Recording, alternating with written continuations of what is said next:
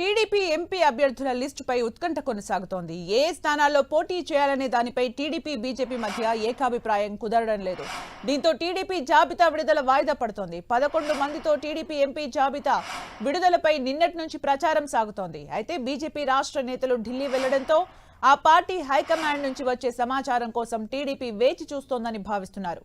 రెండు పార్టీల మధ్య కొన్ని స్థానాల విషయంలో పంచాయతీ నెలకొంది. పొత్తులో భాగంగా బీజేపీకి విజయనగరం, అరకు, అనకాపల్లి, రాజమండ్రి, నర్సాపురం, తిరుపతి టికెట్లు కేటాయిస్తామని టీడీపీ ప్రతిపాదించింది. అయితే తూర్పు కాపులు ప్రాతినిధ్యం వహించే విజయనగరంలో ఆ వర్గం తరపున బలమైన బీజేపీ నాయకుడు లేడని కమలం పార్టీ అంటోంది. విజయనగరానికి బదులు బీజేపీకి బలమున్న రాయలసీమలో స్థానం కోసం పట్టుబడుతోంది. విజయనగరంలో పోటీ చేయబోమని కడప జిల్లా రాజంపేట కేటాయించాలని బీజేపీ కోరుతోంది. అసెంబ్లీ, ఎంపీ సీట్ల విషయంలో మార్పుల కోసం రాష్ట్ర బీజేపీ నేతలు ఢిల్లీ పెద్దల దగ్గరకు వెళ్లారు. పురంధేశ్వరి ఢిల్లీలోనే ఉన్నారు. దీంతో ఆఖరి నిమిషంలో టీడీపీ అభ్యర్థుల జాబితా విడుదల నిలిచిపోయింది. ఇవాళ ఎంపీ అభ్యర్థుల లిస్ట్ రిలీజ్ అయ్యే అవకాశం ఉంది. మరోవైపు పార్టీ విధానాలకు అనుగుణంగా జాబితా ఉండేలా టీడీపీ ప్రయత్నాలు చేస్తోంది. అనంతపురం, హిందూపురం, కర్నూలులో బీసీలకే టికెట్లు ఇవ్వాలని నిర్ణయించింది. అలాగే వైసీపీ నుంచి చేరిన వారికి ఎంపీ స్థానాలు కేటాయిస్తోంది. ఏలూరు పార్లమెంటు స్థానంలో యనమల రామకృష్ణుడు అల్లుడు పుట్టా మహేష్ యాదవ్ పేరు వినిపిస్తోంది. అయితే ఇప్పటికే ఏలూరు స్థానాన్ని కంభంపాటి రామ్మోహన్ రావు, డాక్టర్ పవన్, భాష్యం రామకృష్ణులు ఆశిస్తున్నారు. అనంతపురంలో చివరి నిమిషంలో జేసీ పవన్ కుమార్ రెడ్డి తెరపైకి వచ్చింది.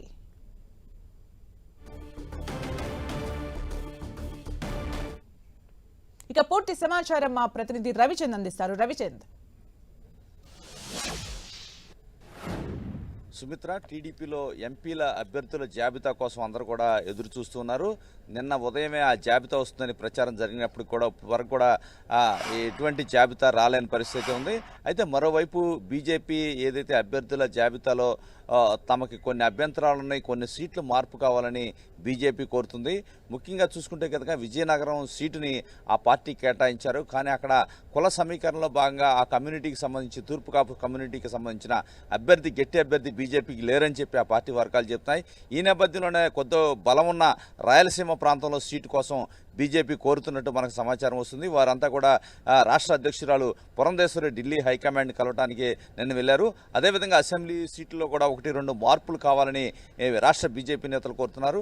ఈ నేపథ్యంలో బీజేపీ హైకమాండ్తో మాట్లాడటానికి వెళ్లడం జరిగింది. అయితే టీడీపీ కూడా నిన్న 11 మంది అభ్యర్థుల జాబితా ప్రకటించాలని లిస్టు కూడా ప్రిపేర్ చేసుకుంది.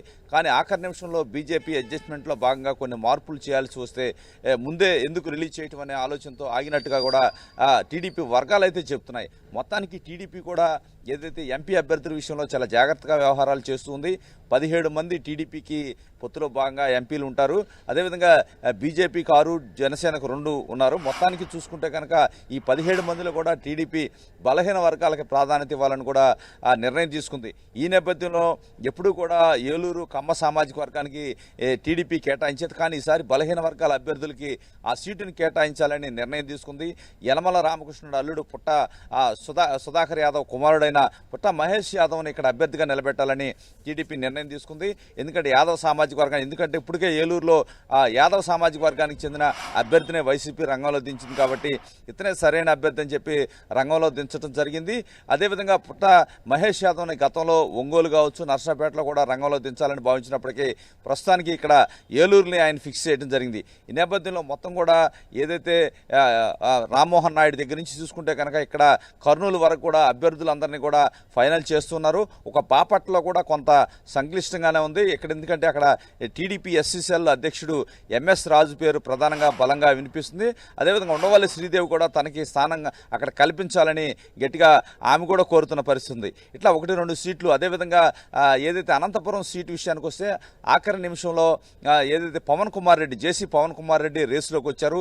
గతంలో చంద్రబాబు కూడా కలిసినప్పుడు, ఎందుకంటే 5 సంవత్సరాలు కూడా ఆయన ఎక్కడ పార్టీ కోసం పనిచేయలేదని చెప్పి కొన్ని ఆరోపణలు ఉన్నాయి. ఈ నేపథ్యంలో ఆయన పేరుని ప్రస్తుతం అప్పుడు పక్కన పెట్టారు, కానీ ఇప్పుడు మరోసారి రేసులోకి వచ్చారని పార్టీలో ప్రచారం జరుగుతుంది.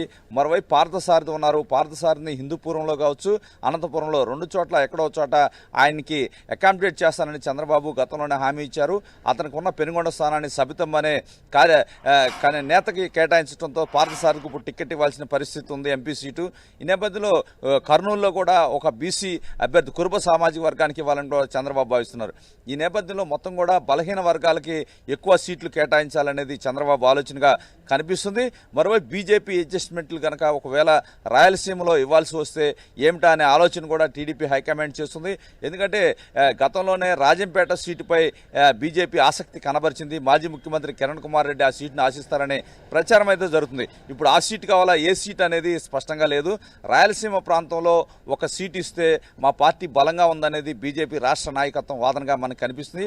ఏదేమైనా టికెట్ల వ్యవహారంపై బీజేపీ నుంచి ఒక క్లారిటీ వచ్చిన తర్వాత లిస్టు రిలీజ్ చేసే అవకాశం ఉంది. ఏదైనా 11 సీట్లు అయితే రెడీగా లిస్టు రెడీగా ఉందని చెప్తే టీడీపీ వర్గాలు చెప్తున్నాయి. బీజేపీ వ్యవహారం కావచ్చు, ఏదైతే జనసేన కూడా ఇప్పటికి ఆ 2 సీట్లు కూడా అతలకు వాళ్ళకు కూడా క్లారిటీ వచ్చింది.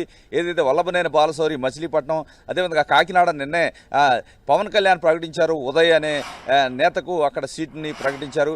నేపథ్యంలో ఒక బీజేపీ నుంచి ఒక క్లారిటీ వస్తే మొత్తం కూడా ఒకేసారి లిస్టు రిలీజ్ చేసే అవకాశాలు అయితే చాలా స్పష్టంగా కనిపిస్తున్నాయి. ఈరోజు ఏదైతే 11 మంది జాబితాలో లిస్టు వచ్చే అవకాశాలు ఉన్నాయని టీడీపీ వర్గాలు అయితే చెప్తున్నారు. Okay, thank you Ravichand for the updates.